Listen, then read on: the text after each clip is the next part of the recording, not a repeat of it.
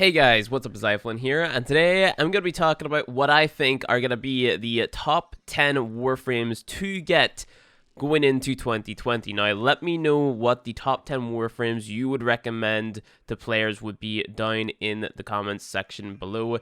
This list is going to be in no particular order, and this is basically just going to be based off of, like, my needs and wants while I'm playing the game. So I'll explain, like, every single choice that I made throughout this video. But number 1...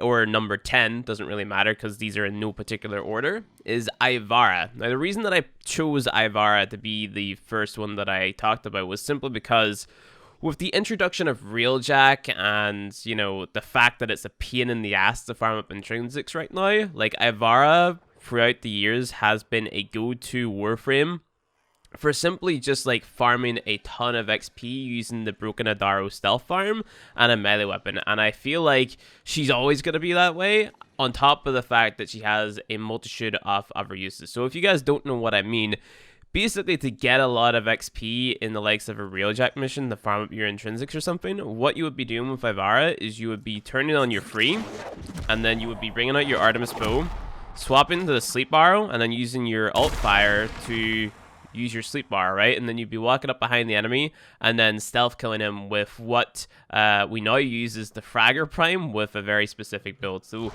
the build that I've been using on this Ivara in particular to do that stealth farm looks a little bit like this. It's got Arcane Trickery on there, so then, you know, if I happen to run out of energy or something accidentally, then Arcane Trickery has a 20% chance to basically save me and put me back into invisibility. But this is basically all based around duration and have a little bit of range on there to put the enemies to sleep, and then just allow me to walk up to them and stealth kill them to get the stealth bonus. So it's about staying completely invisible, walking up behind them, and then hitting them in the back of the head with a massive hammer, doing that enough to get the 500 XP stealth bonus, paired that with Naramon's Affinity Spike to farm up a ton of intrinsics, and if not intrinsics, then XP for something else, based off of the Adaro farm that everybody used to do to get, like, the likes of Focus or something. So, you know, this type of farm or this use for Ivara, they've been trying to nerf it for a very long time, but people always fall back to it. So, of course, there is this on top of everything else, like, you know, her Artemis bow build and stuff like that. I've actually went out of my way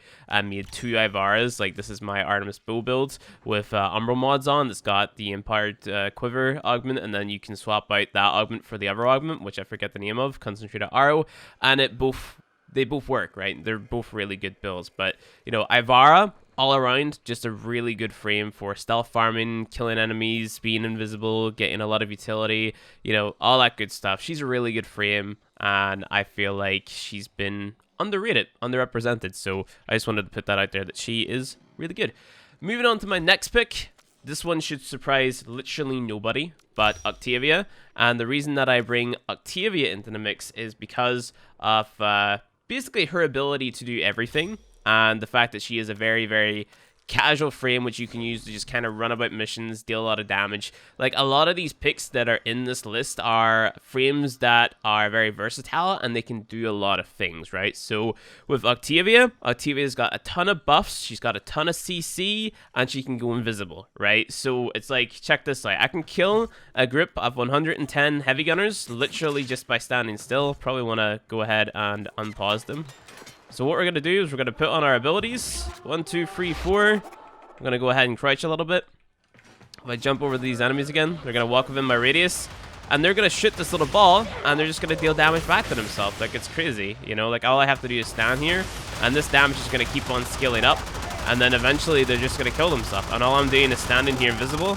I can go ahead and recast my abilities, reset the timer, and they're just going to die. So it allows me to do other things within the mission while not having to deal with the enemies, you know? So I can hack a console, or I can deal with my Kubelich or something like that. You know, she's just a really good frame for getting the things done that you have to do within a Warframe, like capturing a capture target, or, you know, freeing a rescue target or something like that. So it's like, as the meta of Warframe changes, the Warframes that I gravitate to, they change as well. So Octavia is definitely a really good pick. And speaking of really good picks, my next on the list, one of my personal favorite frames, is Gara. Now, the reason that I like Gara so much is because she is one of my favorite frames for defense, and the fact that she can stay alive, and she's got insane scaling damage as well. So her 1, you use it in conjunction with her 2 and her 4 to build up a bunch of scaling damage for the 2, and then you've got the AoE damage from the 4 as well. I just noticed that there's like a little buzzy effect on my Elgato there. I'm sorry about that. But yeah, we simulate these guys. Basically what happens is you can use your 2 to give yourself damage reduction. You can put the 2 on the enemies as well to damage them over time. You can go ahead, use your 4 to make this little glass cylinder.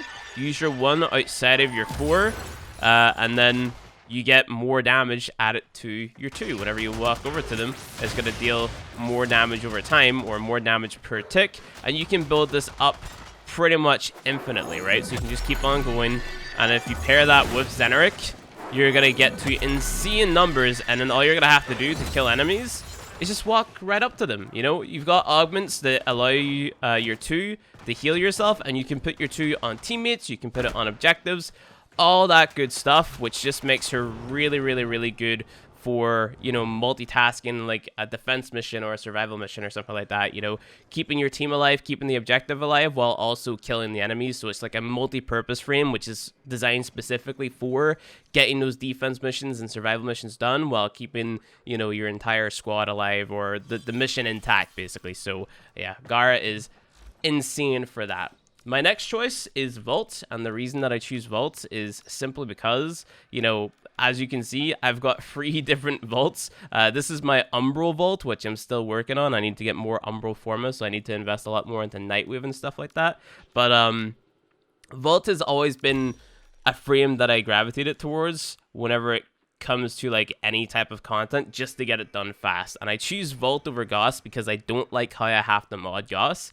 I feel that with Vault, I have a lot more freedom, and there's a lot more ways to build Vault compared to the likes of Gauss, right? So, I don't know, Vault is just more useful, at least in my opinion. So, I mainly use a speed build because, you know, that's what I use to get relic runs done. If there's an exterminate mission or something, I'm using Vault with the likes of, I don't know, a super fast melee. Like, one of my personal favorites lately has been the Dakar Prime.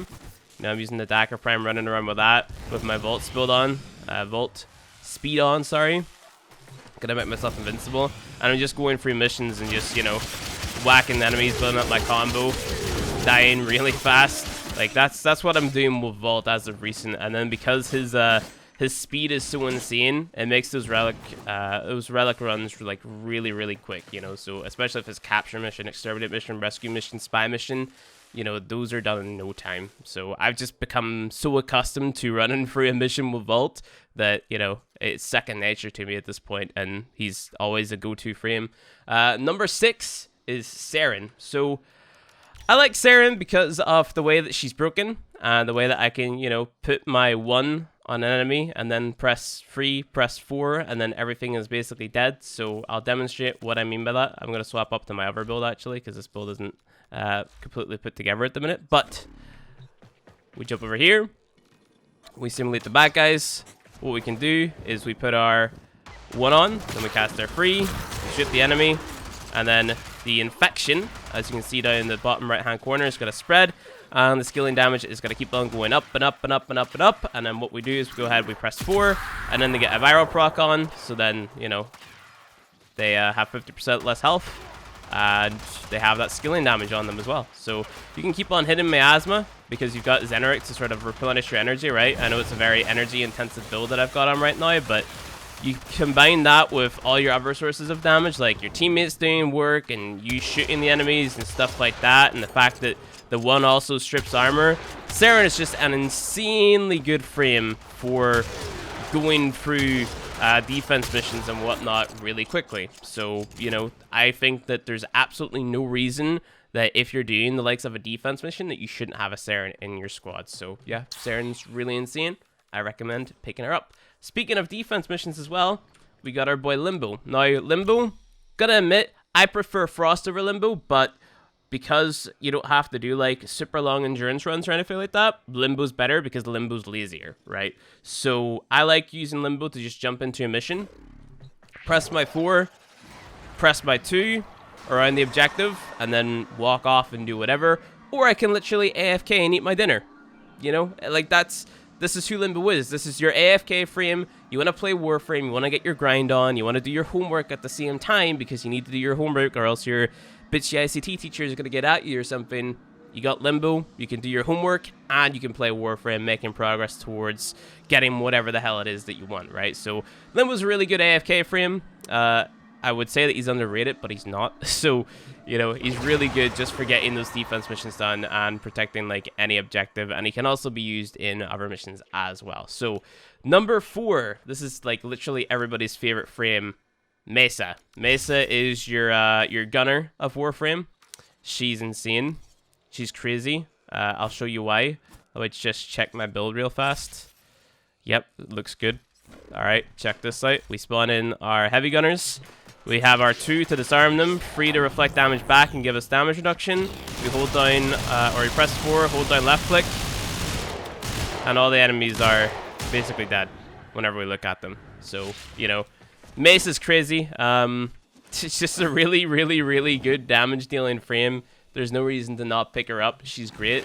But that's basically all there is to say about Mesa. She's just like, you turn your abilities on, you press 4, hold down left click, and the thing that you look at dies. You know, it doesn't matter how big and strong it is. If Mesa's there, it's not going to be big and strong anymore. It's going to be big and dead, right? So, number 3, Equinox. Equinox is another one of those frames that has a lot of different uses. So you can put enemies to sleep, you can do your stealth kill on them and stuff like that. You've got your healing abilities, you've got your damage dealing capabilities. She is a very good, versatile, multi-purpose frame, just like literally every other Warframe on this list. I don't know why I'm stuttering so hard, but you know, Equinox, crazy good, especially if you're playing in your day form. I think this is day form. Yeah, this is day form. And you put on your 3, you put in your 4.